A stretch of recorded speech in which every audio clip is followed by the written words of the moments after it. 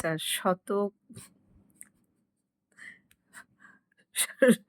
শত হতাশার মধ্যেও আসুন একটু বিনোদন নেওয়ার চেষ্টা করি। আমি হাসি থামিয়ে রাখতে পারছি না। আ মূল ভিডিওটা আমি দেখাচ্ছি। তিনি বোধহয় বর্তমান অন্তর্বর্তী সরকারের আ ধর্ম উপদেষ্টা হয়েছেন। তো একটু দেখে নেই, হ্যাঁ?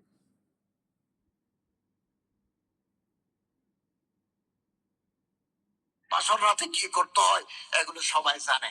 এখানে যারা বিয়ে করছে তারাও জানে, যারা করে নাই তারাও জানে। বিয়ে করি বাসর রাতে বউ নিয়ে ঘরে আসলে ক্লাস নাইনে কি একটা ইস্যুতে লাগবে, তুমি এই করবে তুমি সেই করবে তুমি আমার দাড়ি টাড়ি সাজবি মুস্টুস ফেলে দিই, ঠোঁটে লিপস্টিক লাগিয়ে দিলাম, শরীফে হয়ে গেলাম। লম্বা চুল মেয়েদের মতো করে রাখলাম, কপালে একটা টিপ দিলাম, কালো একটা ব্লাউজ দিলাম, সাদা একটা শাড়ি পরলাম।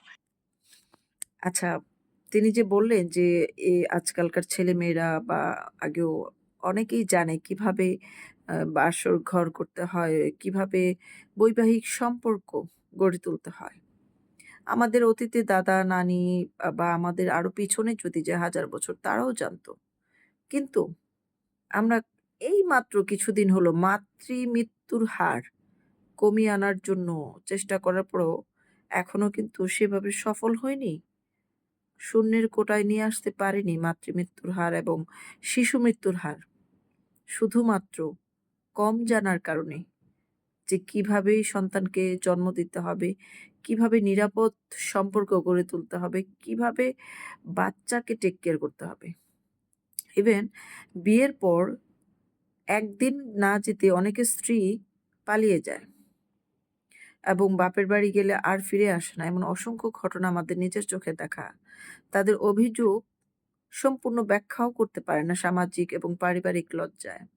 শুধু একটা কথাই বলে যে তার আম মানে অনেক অভিযোগের ভিতরে একটা অভিযোগই প্রকাশ করতে পারে যে তার সেই ক্ষমতা নেই সংসার করার। এটাকেই গুরুত্বপূর্ণ হিসেবে দেখা হয়।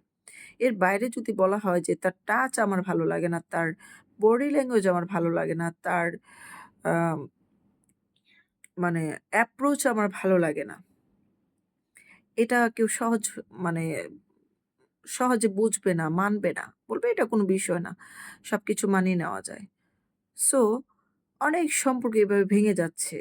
একজন আরেকজনকে না বোঝার কারণে, একজন আরেকজনকে না জানার কারণে এবং আমরা নিজেরা নিজেদেরকে না জানার কারণে অনেক ধরনের রোগের সম্মুখীন হচ্ছি, অনেক ধরনের অ্যাক্সিডেন্টের সম্মুখীন হচ্ছি, অনেক ধরনের শারীরিক সমস্যার সম্মুখীন হচ্ছি, যেগুলো পরবর্তী সময়ে আমাদের সারা জীবন বয়ে বেড়াতে হয়। আমরা পরে ভিডিওর পরের ধাপ দেখব। তারপরে উনি বলছেন, লম্বা চুল রেখে, শেভ করে, লিপস্টিক দিয়ে, টিপ দিয়ে, শাড়ি পরে, চিকন গলায় কথা বলে, তারপরে ইন্ডিয়া গিয়ে অনেক কিছু অপারেশন করে চেঞ্জ করে, তারপর তারা শরীফা হয়ে যাচ্ছেন।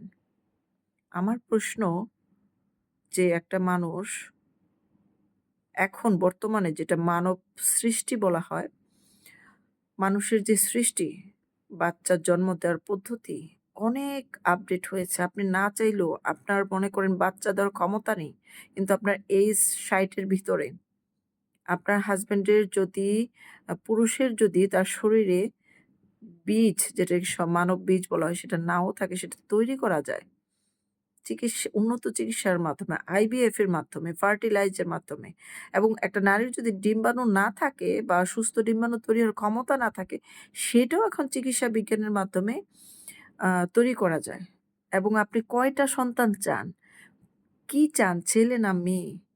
এবং আ কিরকম চান? সুন্দর না শ্যামলা? কিছুদিন পর তো এমন খবরও পেয়েছি যে কিছুদিন পরে মেশিনের মাধ্যমে সন্তান জন্ম দেওয়া হবে। এটা শুধু আ ফাইনাল হওয়া বাকি।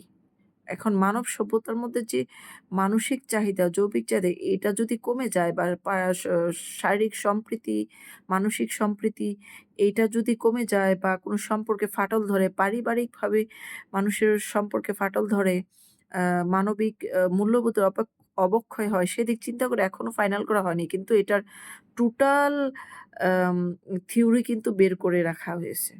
মানে প্রকাশও করা হয়েছে এবং গবেষণাও শেষ। এখন এই ২০২৪ সালে এসে যদি আমাদেরকে এই ধরনের বক্তব্য শুনতে হয় এবং এমন অশ্লীল ভাষায় শুনতে হয়, তাহলে এটা আমাদের জন্য অনেক মানে আমরা অনেক পিছিয়ে পড়া জাতি হিসেবে চিহ্নিত হয়েছি। আমি ভিডিওটা জাস্ট আপনাদেরকে ৩০ সেকেন্ড দেখালাম। আমি আবার একটু দেখাই আপনাদেরকে। কি করে বদলাবেন? এটা তো খোদা। শুনেছেন তিনি কি বলেছে? আমি না হয় উচ্চারণ নাই করলাম। উনি বলতেছে ওইটা বদলানো যায় না। কিন্তু আমরা জানি এটাও বদলানো যায়। আপনার ইতিমধ্যে কিছুদিনের মধ্যে দেখেছেন রিসেন্ট একটি ঘটনা।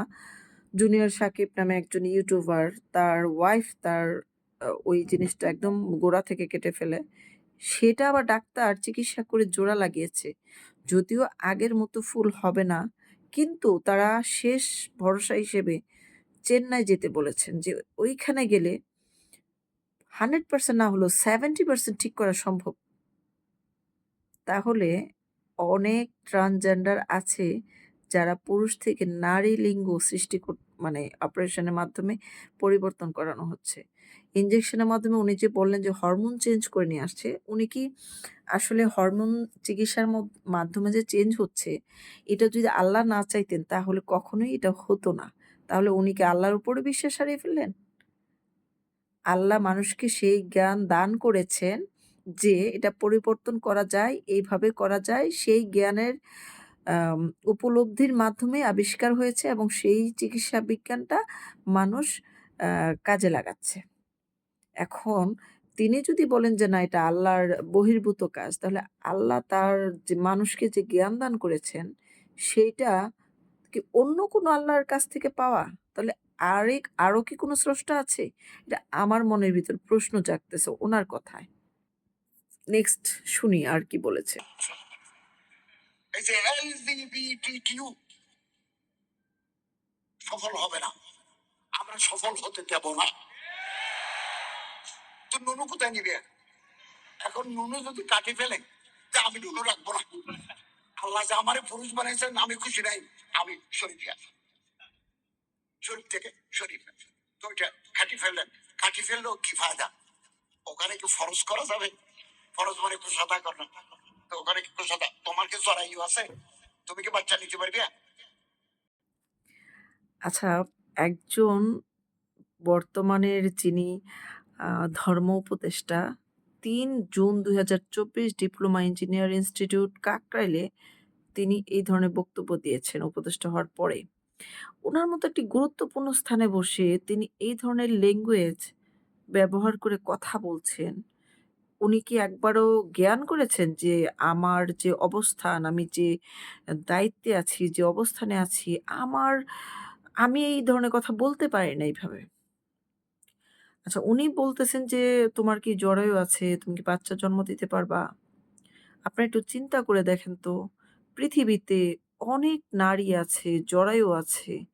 তাদের বৈবাহিক জীবন আছে, মানে আ স্বামী আছে, সংসার আছে এবং সংসার বছরের পর বছর ৩০ বছর আমার চাচী আছে। সারা জীবন সংসার করেছে, একটা সন্তান হয়নি। উনার তো জরায়ু ছিল, সংসারও করেছে ত্রুটিপূর্ণভাবে। কোনোদিন অভিযোগ শুনিনি যে উনার জরায়ু নেই। তাহলে উনার কেন সন্তান হলো না? তবে এখনকার যুগে যদি উনি চিন্তা করতেন আইভিএফ পদ্ধতিতে উনি সন্তান নিতে পারতেন। যদি স্বামীর সমস্যা থাকে, স্বামীর চিকিৎসা হতো। স্বামীর সমস্যা না থাকলে স্ত্রীর চিকিৎসা হতো না। উভয়ের সমস্যা থাকলে উভয়ের চিকিৎসা হতো। তবে ৯০% সম্ভাবনা এখন আছে বাচ্চা নেওয়ার এবং 100% গ্যারান্টির 1% কম দেয় ওরা 99% গ্যারান্টি দেয় ডাক্তাররা, চিকিৎসা বিজ্ঞান। আমি ওদের মতো যারা নাকি একদম স সা অনেক বছর ধরে বাচ্চা হয় না তাদের জন্য আমি 70% ধরলাম। এখন কথা হলো বাচ্চা যদি জন্ম না হয় তাহলে সমস্যাটা কোথায়? এবং তিনি জিহাদে বিশ্বাস করেন। তাহলে কি সন্তান জন্ম দেওয়া জিহাদের জন্য উৎসর্গ করার জন্যই কি সন্তান জন্ম দিতে হবে? আর সন্তান জন্ম না দিলে তাদের দল ভারী হবে না বা দল বড় হবে না এটাই তাদের টেনশন? আর তো কোনো কারণ দেখি না আমি। কারণ যদি কেউ লিঙ্গ পরিবর্তন করে বা সে আ সন্তান জন্ম দিতে না পারে, তার মানে এটা না সেই মানুষটা খারাপ বা সে অমানবিক।